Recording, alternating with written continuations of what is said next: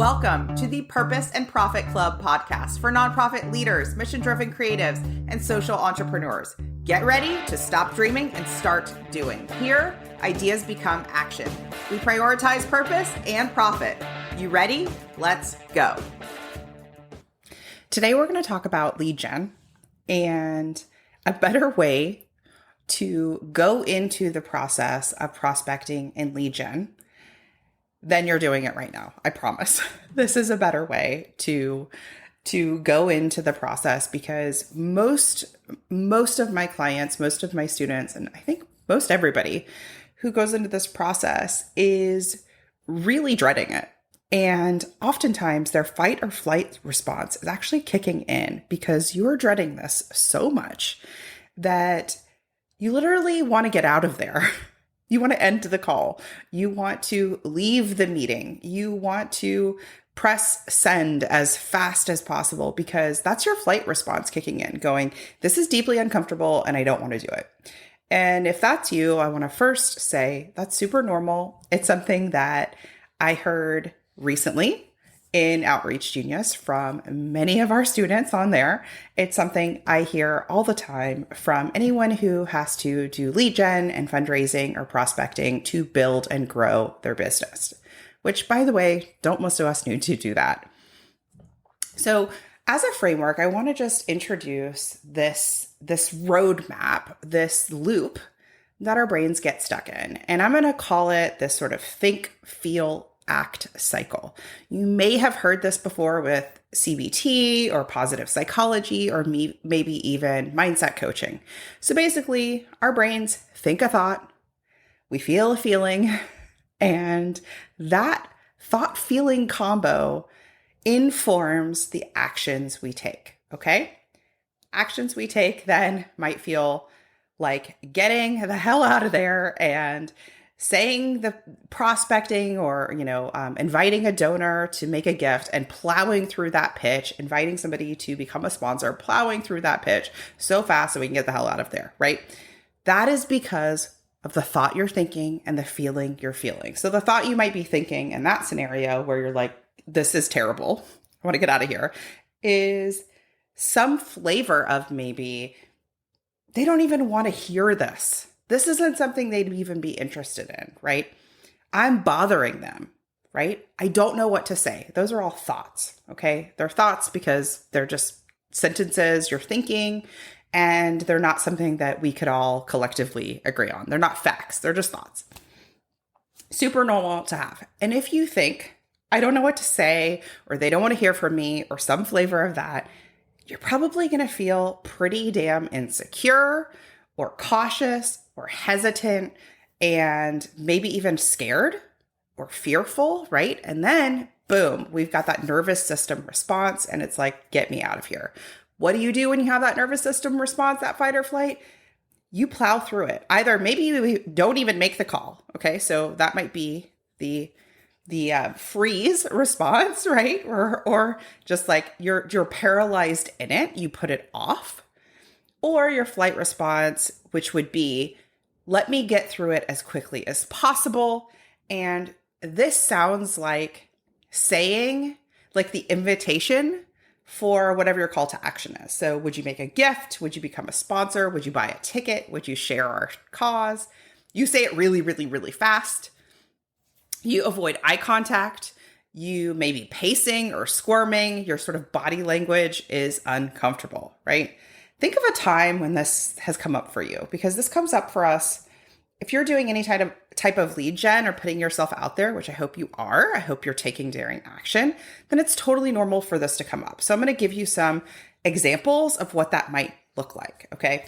So one example that came up recently was, let's say you're actually pitching sponsors, okay? So you're going like business to business and you're going in person and maybe you've got a brochure, a piece of paper, something like that, and you're pitching a business to sponsor your event or organization or thing. If you open the door to that dentist's office and the first thought you're thinking is, they're going to be annoyed I'm here, they won't want to be a sponsor, or I'm bugging them, what are you going to do? Your shoulders are sort of going to drop. You're going to go in very quickly.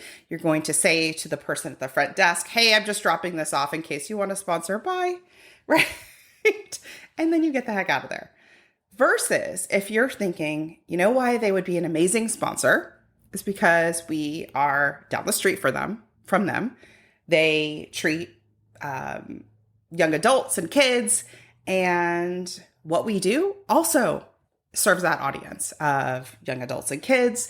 This would be a perfect fit. And you walk in with that energy, with those thoughts, with a little bit of confidence, a little bit of courage. Think about how you would present yourself. Your shoulders might be back. There's probably some eye contact happening. There's maybe even a smile and warmth in your tone.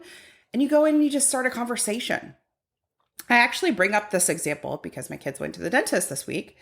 And I saw like on the table as I was checking out, what I thought was like an intake form for a baseball league. And my son's in baseball league. And it was, I recognized their logo. And so I thought, oh, I wonder if one of the employees here, the dentist here, the practice owner is like, has a child in this baseball league because we love it. And so I asked, and she said, no, actually, they wanted us to sponsor the league.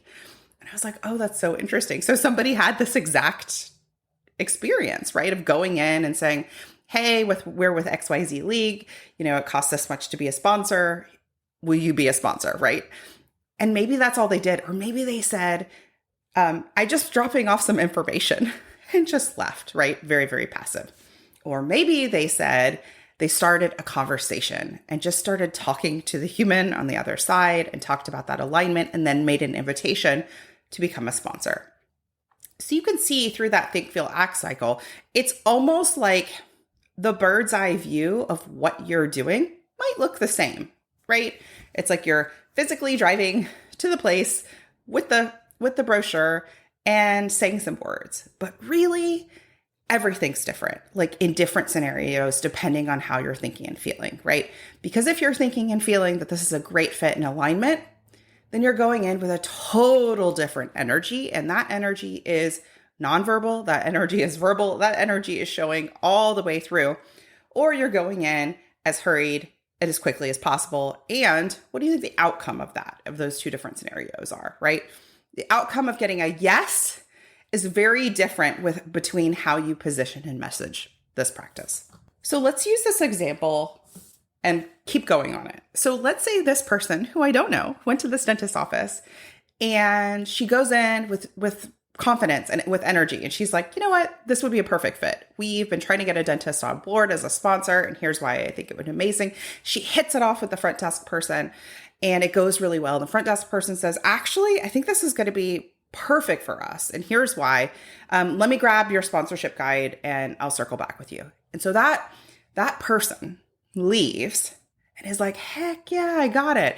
It was a win. And that was her first stop of the day. And let's say she's got 10 stops of the day where she's going into different businesses, pitching this sponsorship opportunity.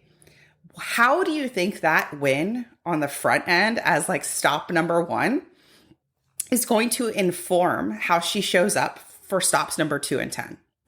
It changes everything. She's going to go in to stop number 2 and her thought is going to be, oh my God, this is a perfect fit, right? Or it's going to be some flavor of like excitement, maybe some confidence showing up, right? Because she already has a win under her belt and she already had somebody say yes. You end up magnetically drawing more people in when you show up with that energy. And here's the problem. If you're relying on that energy to show up with that, if you're relying on that energy, that thing to have happened in order to show up that way, we're setting ourselves up for a disaster, okay? Because maybe it's not until the 5th stop in the scenario where she gets a yes. That means she kind of blew the first 4 stops because energetically, she's thinking they don't want this. Her shoulders are dropped. She's grinding through it. She's pitching really fast and she's getting the hell out of there. Okay. Versus believing ahead of time that every single business she stops by that day is aligned and she intentionally picked out those businesses, right? And this isn't some random list, right? She already saw an alignment. She believes there is an alignment. She believes that this is a perfect fit. She believes that at least this person wants to have a conversation with her, right? And going in with some courage and some confidence and some curiosity is really, really important, and not relying on somebody else to say yes in order to have that presentation of yourself is the key to staying in integrity, not activating your fight or flight, and also getting more yeses. So let me say it a slightly different way, which is you have to cultivate the self-belief first that what you're offering is important, worthy, valid, right? Of course, you are important, worthy, valid, before seeking out the exterior rewards, the win, right? And going into it with that mentality, right? You have to believe in it first. And a lot of times we can believe on the service or program or offering that we're talking about and lean on that if your own belief in yourself and how you're generating leads is feeling a little wobbly. Like if you're like, you know what, I'm just not feeling that confident today. That's okay. You can lean on the fact that what your organization does, what you do, the excellence of your mission, right? The proof behind it to help ignite some of that confidence. And as I was creating the notes for this podcast, I was thinking about years ago when I used to work in retail. And there are kind of two types of ways to sell a customer. If I worked at a small clothing boutique, and if somebody walks in and you say, and I know you've heard somebody say this to you before, which is, are you looking for anything in particular today? What is somebody going to say to that? Most likely, no, leave me alone. I'm just browsing, right? That's the canned response. Are you looking for anything in particular today? No, I'm just browsing. Even if they are looking for something specific, they just say that, right? It's the most, it's like there's no juice in that question. There's no deepness in that question, right? It's like the lazy way of selling, the lazy way of marketing, the lazy way of just acknowledging the prospective customer walked into the store, right? And the thought and feeling behind that question is something like, oh, they probably are just looking, or they don't want me to bother them, right? There it is again. I'll just let them look, right? So I very rarely asked that question when I was selling, when I was working at this boutique. Most of the time, I would start a conversation, and this works like gold. I would start a conversation, and there wasn't really a specific formula to it, right? Because I'm not about scripts. I'm about you doing you. But what I would think to myself is I'd just give them a moment to kind of like wander around and see what they see. I would acknowledge them, of course. And then I would genuinely start a conversation. So for example, I might say to them something like, where did you get your bag? I love that purse, which I've actually had this conversation. I would only say if it was true. I'm like, I love a statement purse, and where did you get it? And tell me all the things. And we would start to have a conversation about that. That would have then evolved to how I could help them, right? So it might be something like that. It might be something that has nothing to do with anything. Like, maybe they've got a latte, and I'm like, oh my God, I've been craving a latte all day. You know, have you tried the new blah, blah, blah from the coffee shop? You just want to start a conversation. Why is that important? It's important because it helps to get immediate warmth from the prospect, and it helps them drop their guard. You know, that guard where we're like, don't talk to me, don't talk to me. We all have that guard. It helps drop the guard from both sides, right? And we just start to humanize each other through conversation. There's immediate warmth, and it's the truth. Like you end up having a conversation that's true.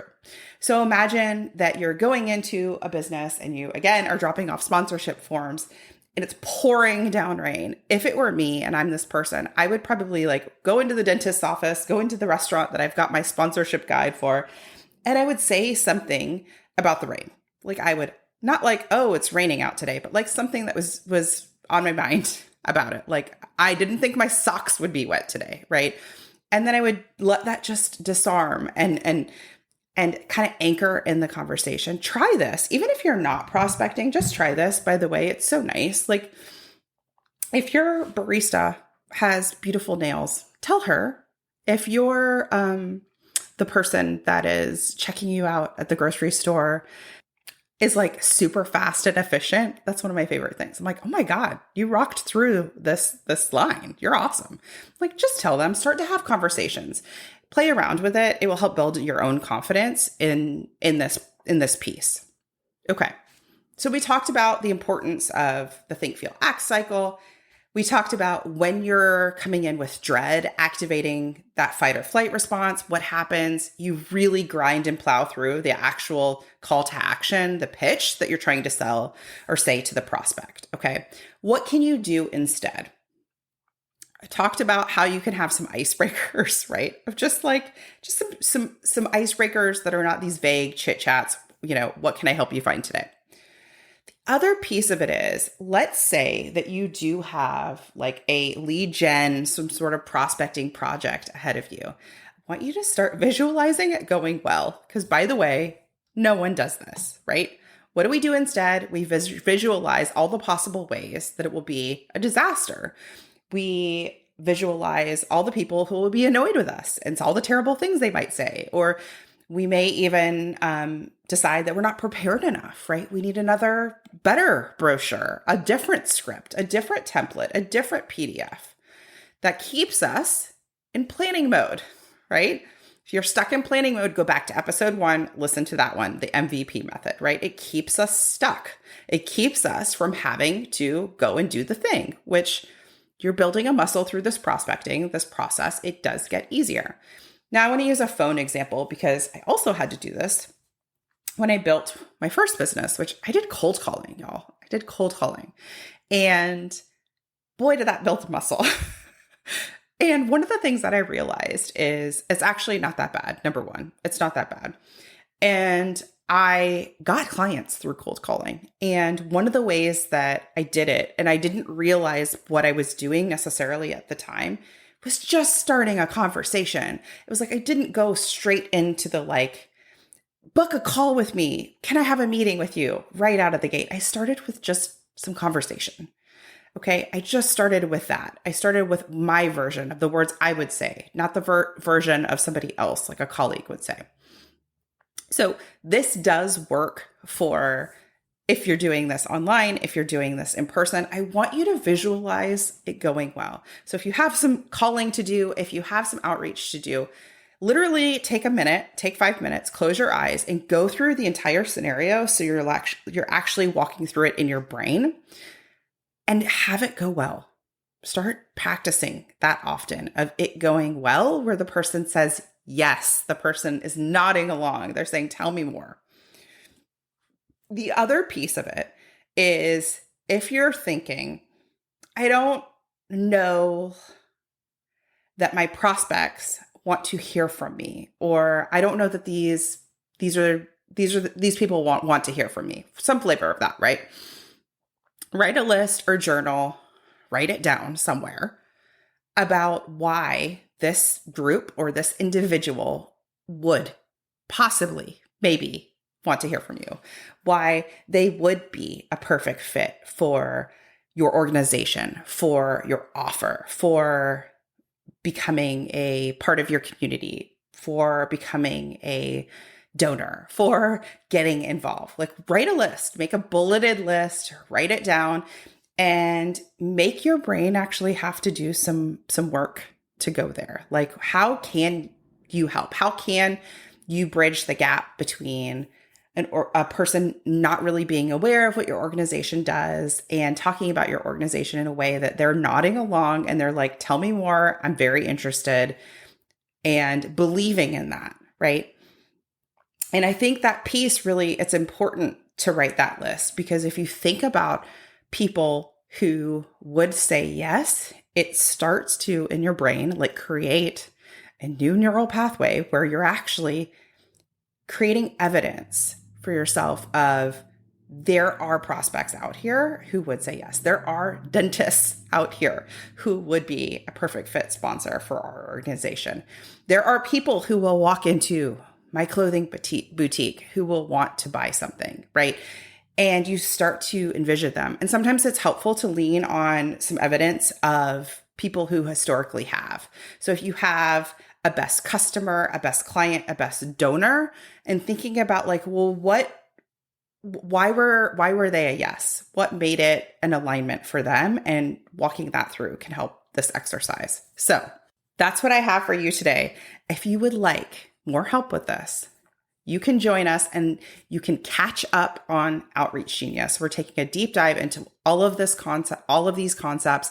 Even if you're listening to this podcast in the future and we're not running it live, I will still offer all of the workshops on demand. So go to splendidcourses.com/outreach and start to notice some of those thoughts and some of those feelings that you're feeling when you're about to do something that feels a little bit nervous or scary or intimidating, and start to notice, oh, that's what I'm thinking here. And then when you're going into something that actually feels comfortable or confident or like, yeah, I got this, start to notice some of those thoughts that are running through your brain, some of that internal chatter. Oh, well, I'm thinking this way about it. Start to write a list and you can start to help hack those hard meetings with those easier meetings. All right, you with me? I'll see you next time. If you believe in the rule of reciprocity, just like I do, take a quick moment to rate and review this podcast. I would be so grateful. Tag me in a post on social media and let me know what you think over at Splendid Consulting. It helps this podcast show up in the feed of other change makers and social entrepreneurs just like you. Think you've reached out to everyone in your network? Are you out of ideas to get noticed and get funded? I hear you. That's why I'm giving you a chance to steal my prospect list. Yes, you can generate leads for your nonprofit or impact-driven business. Grab my mini training and list delivered to your inbox instantly. Go to splendidcourses.com/prospect.